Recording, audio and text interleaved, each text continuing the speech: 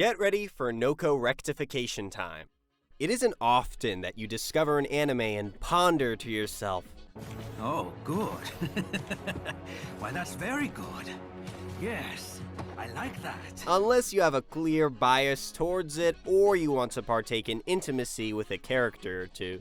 However, in rare instances, a show can be so undeniably good that even a free thinker who does not find sexual gratification from 2D characters would say it is so. This show, Tomozaki-kun, is an anime I said was okay and pretty decent actually, but it could have been something unbelievable. Something unimaginably euphoric by design. If the author had just consulted me as an editor before releasing his holy scriptures. As it stands, Tomozaki is a cute little show. It's authentically quirky, has some good concepts, and really feels like a true gamer wrote it. But let's not pretend it was without flaws. The author's self-insert, Aoi Hinami, had something to be desired regarding her whole existence which, even if you want to say are for future character development purposes, don't justify her position of authority over the main character or provide anything compelling for the viewer to garner during the show's progression. The subplots and the side characters possessed somewhat peculiar tropes that could make a cringe-sensitive person feel immeasurable amounts of pain. In my eyes, you're the world's #1 idiot, so you'll have to make do with that. And a few factors that had a lot of potential were not handled exceptionally, at least within 12 episodes, which is more than enough for some people to quit the show. Let me elucidate what I would have changed about Tomozaki-kun in order to make the show so good you might become a Tomozaki sexual. First, I gotta fill you guys in with a brief synopsis of the show and an explanation of the author's motives. Because what if you've never seen Tomozaki-kun? Do you think I'm just gonna leave my darling viewer in the dark? Also, don't worry. I'm not gonna spoil seriously important concepts, so if you magically fall in love with the show after this video, you will get an unsoiled experience should you proceed with it.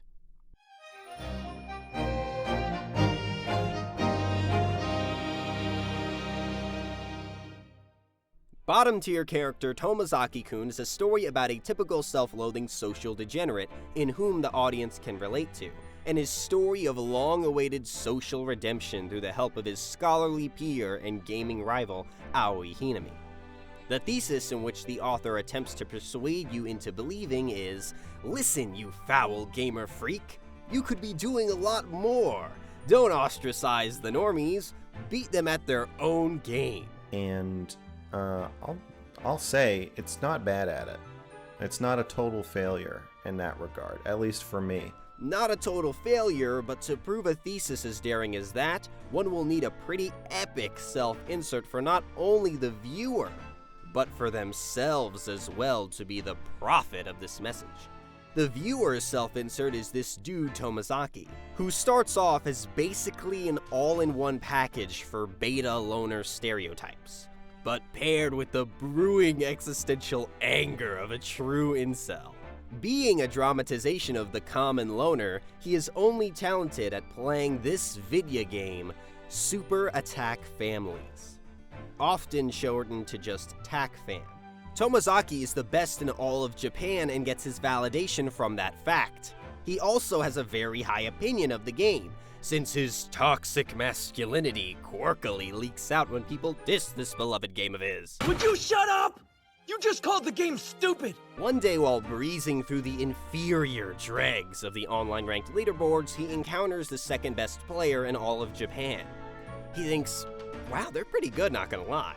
And after making easy work of them, he gets a direct message from the person who lost saying, hey yo, let's meet up IRL. I don't know how many of y'all would actually accept this. It is a pretty completely incognito invitation to a location, but Tomozaki's got nothing to lose, right? So just go for it. This part is big, because who could this really be? Is it his little sister who is secretly good all along? Is it the well-known Nakamura from his class who just pretended he was some Chad and was actually a gamer? Or is it someone else entirely? A groomer, a murderer, a pedophile, a sexist? No, nothing that stimulating. Tomozaki was previously established to have a negative thinking pattern, in which he often loathes those who succeed or at least appear to be succeeding in life. Therefore, earlier when he was naturally venting to himself about how good life is for people who aren't incels, he mentioned a smoking hot female who he would definitely smash, but he lacks the opportunity to do so. To Tomozaki's chagrin, the person he meets is her. She's the player. Oh my god, a female! This womanly creature is Aoi Hinami, the apostle of truth, the ultimate red pillar, the incel destroyer, and good gamer. Unfortunately, she uses her discernment skills and with haste discovers that he is a dripless, postureless underachiever and instantly regrets meeting him. She thinks, oh my god, I can't believe it. The guy who plays video games all day isn't hot. Yeah, well, I'm disappointed.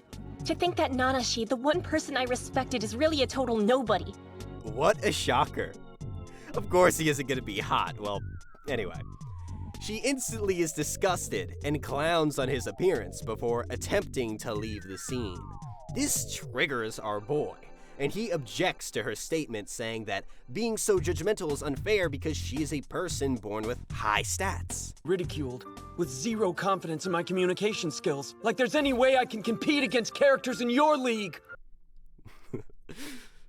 Assuming that socializing is something people are born with. She challenges that notion by saying, essentially, that pretty privilege doesn't exist and that he is being a sore loser cuck.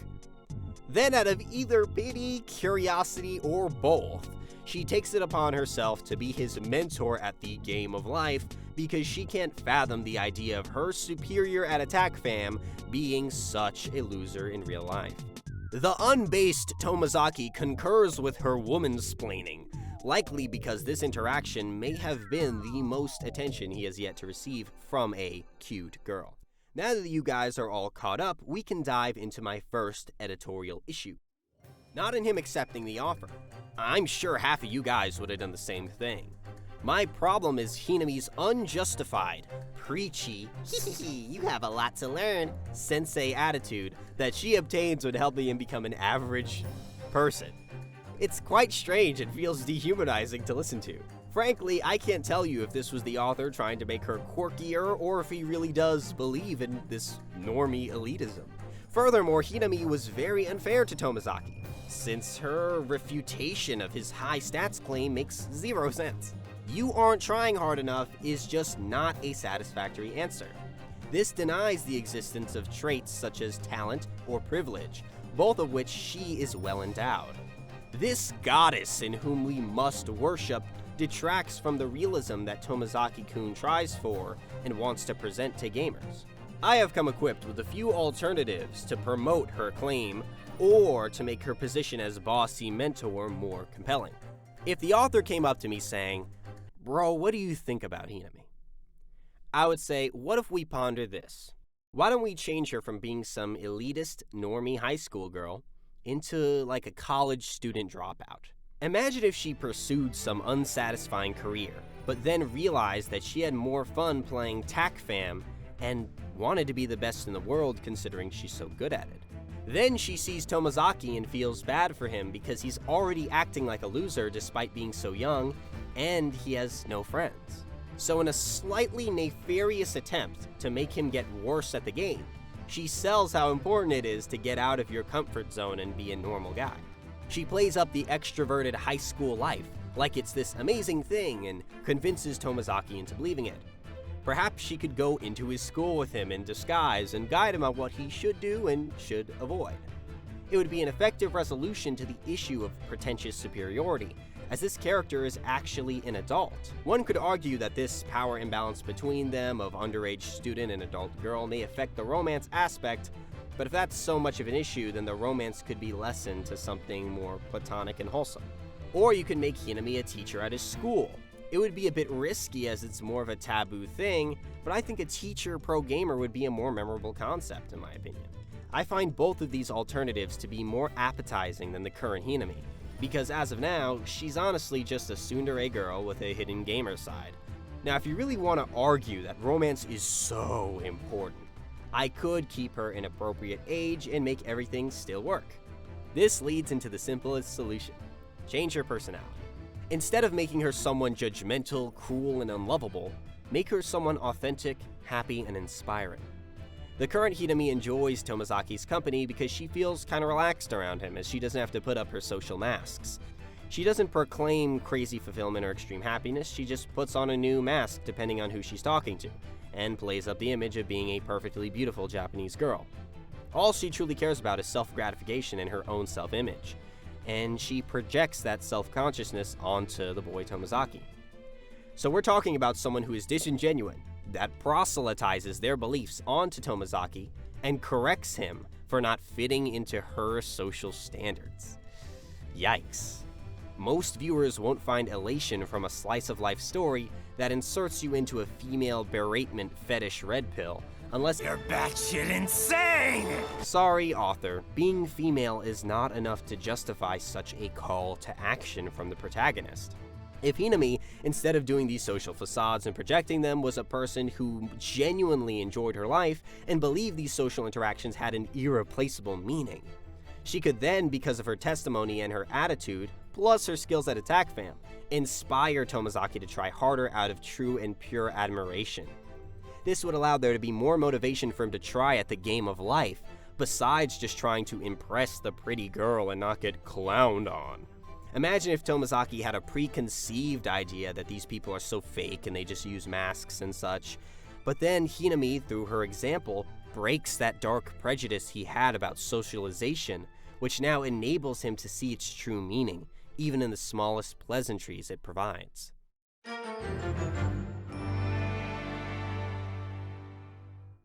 Okay, on to the parts I would completely omit. This girl Nanami did not have to sexually harass this other girl. Like, why? You did good, kid. Whoa, that tickles! This is just an embarrassing character trait that makes me question the score of the author's IQ.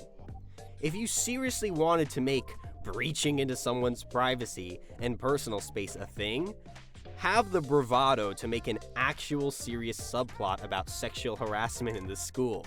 If not, don't do it. Don't just make it something normalized and palatable just to invoke a viewer's 2-inch erection.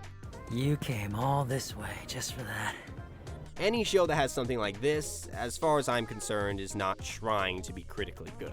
I would also get rid of the mention that Tomozaki has a massive penis size. This thing's literally the size of my forearm! Was this necessary? The hung incel? It was a little funny, but come on. Maybe the author wanted to let the female viewers know that being an incel doesn't always equate to a tiny peepee, which, based off the majority of anecdotes, isn't really true. Final trope is the absence of academics in the show. School setting, no homework. No studying, no test anxiety, nothing. Why not just put them in a magic academy in another world? Why not just put them in Jujutsu Tech at that point? This leads me to believe that the creator just abused school as a social setting to force certain folks to show up at a location every day.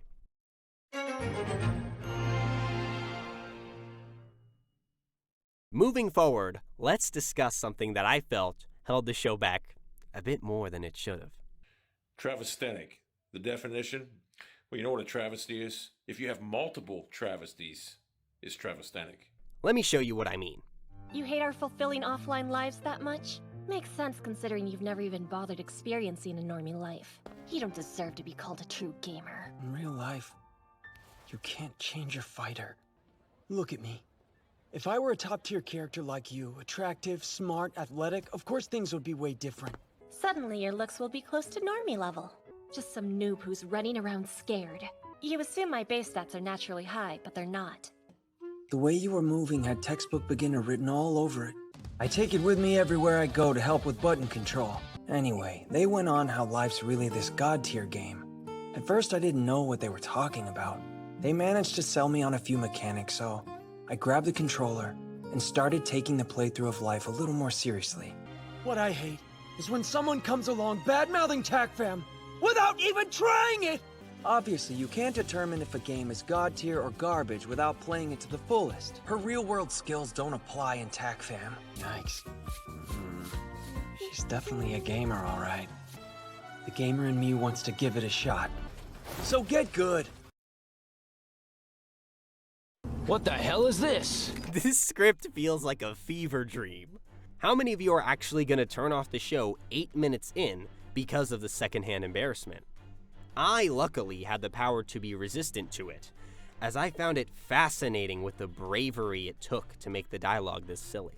But would it really have been that hard to curb out these boomer-like, just dated, strange, unrealistic game analogies that really make everyone feel out of place and uncomfortable?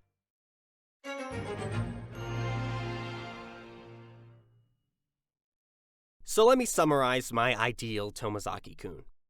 Tomozaki-kun, but the thesis attempted to be proven would be that regardless of what you do, through giving it your all, you're gonna be happy. Whether it is attack fam or real life. My favorite iteration of Hinami was the last one I mentioned, so let's go with that one. Tomozaki meets Hinami IRL. Hinami is less of a pretty girl, less judgmental, and more positive overall.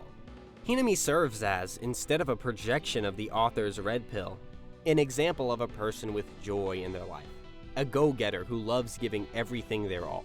Tomozaki gets inspired off of her positivity, so he actively tries to learn from her and give her game a try.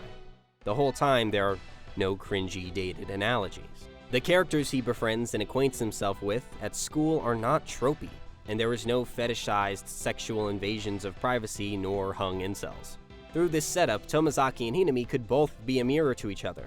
Also, the romance, if any, would be much more believable, as these people would have a mutual fascination with each other. 11 out of 10. We have to stop coddling the morons.